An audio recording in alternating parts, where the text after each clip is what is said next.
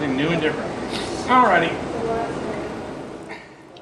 Jerry starts off throwing a casserole the same way that he throws anything else. He centers a lump of clay on a bat, and he opens it. And just like everyone else, occasionally he has to struggle with a piece of bad clay. But he does pretty well with that. So your left hand's putting a little downward pressure on that to keep them from coming up? Yeah. Then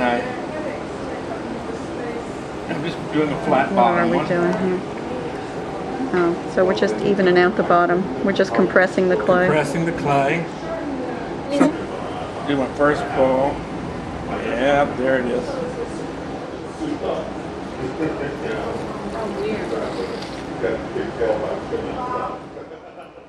And just like almost everything else Jerry throws, he does it in 3 basic pulls.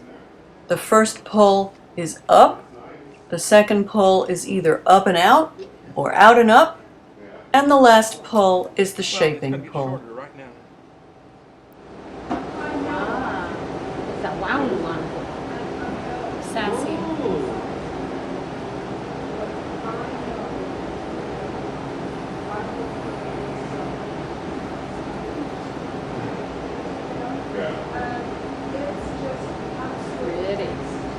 Making a rim without a flange, or you're just going to make the flange later? Out the flange, okay. Which That's what I was wondering. So the other casserole.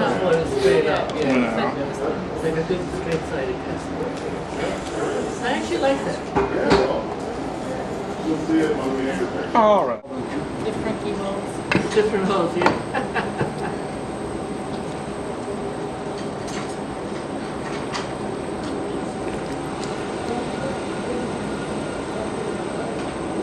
This is the top, right? Yes. Now,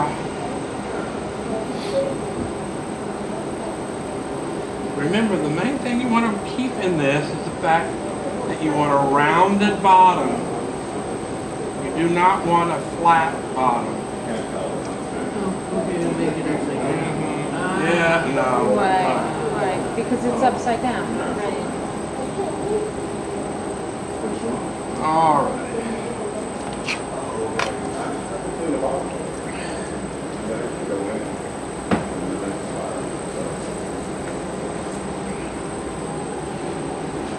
And if you have a big round rib, you could use it now. Make sure there is no flatness to the top. Take your measuring woman. Now you're going to see Jerry use one of his secret weapons. It's that pinky fingernail. Make sure not to cut them too short. Divide it. Bring this out.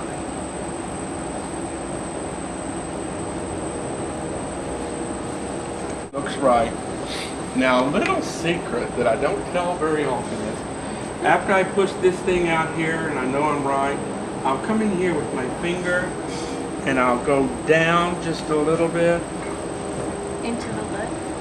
Yeah. It's a little groove in the top of the lid. Yeah.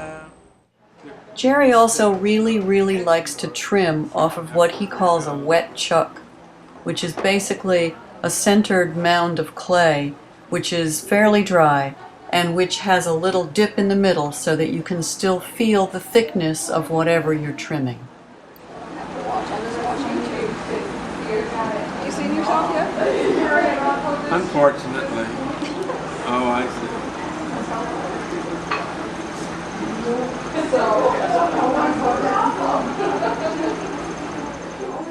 Using a wet chuck allows Jerry to remove his piece and easily recenter it without a hassle.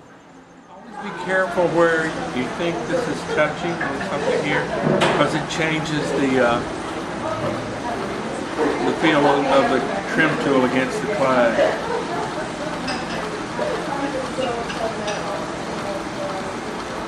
Wiggle wiggly thing I don't want. All right.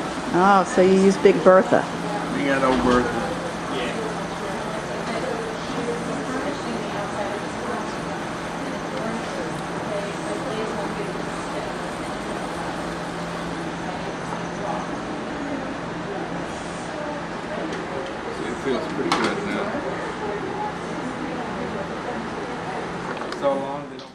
Jerry uses an expired Metro card to finish off the areas where he has trimmed. He uses it with a little bit of water, and he pushes the grog back into the clay so that the clay surface is very smooth and that the glaze will adhere to the surface after the piece is bisqued.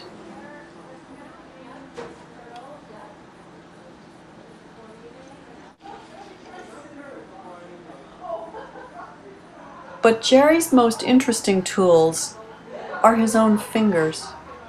And watch how he finishes the rim of this lid. Later, Jerry will attach the pull both to the lid and also to the sides of the casserole. But meanwhile, he uses his wet chuck to trim the bottom of the casserole as well.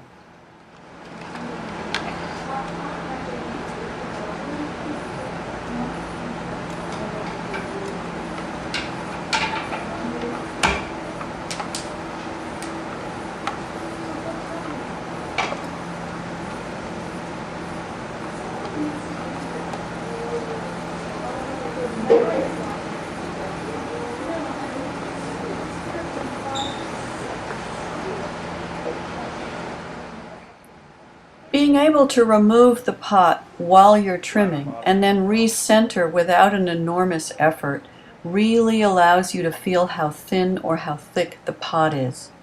This is thicker than most of Jerry's pots, and he has to trim much higher up the shoulder of the pot than usual. So you cut with the curved end and then you flip it? Yeah, I often do this because it takes less pressure to make a cut than if you do it flat. But and see, when it was higher, I could just come in with this edge here, like I could get it going like this. Yep.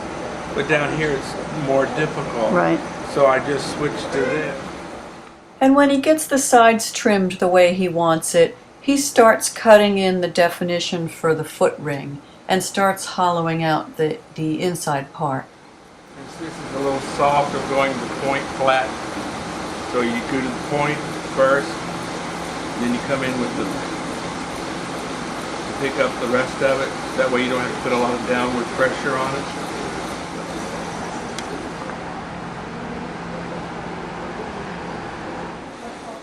And since he trimmed up that pot, he's going to be finishing it off with that Metro card just to ensure a nice smooth surface and a perfectly glazed pot at the end.